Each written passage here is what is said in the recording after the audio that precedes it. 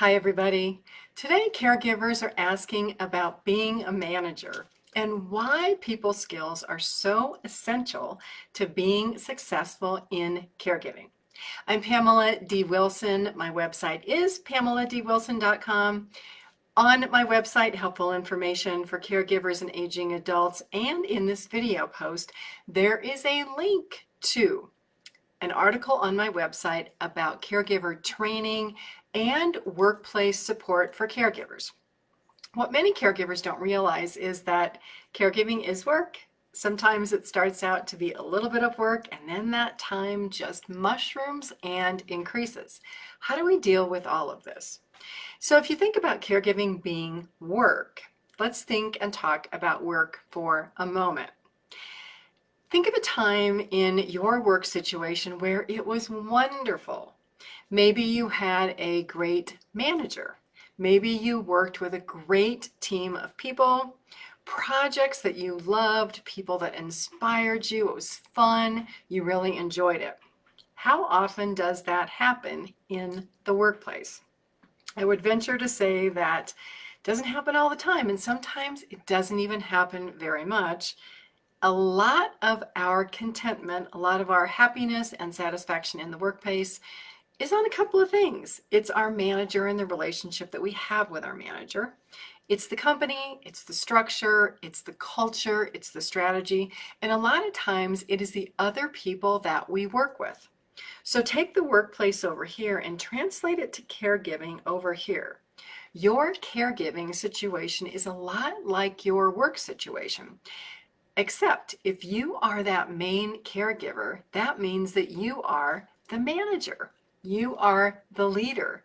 You are the person that has to pull everybody together to get them going in the same path, to take care of a spouse or aging parents or another family member. You have to be that person that inspires everybody. And if you don't have any managerial skills, how do you do that? That's another question that caregivers ask for me. Because as we all know, people problems, whether they are in the workplace or they are in our caregiving situation, can be pure nightmares.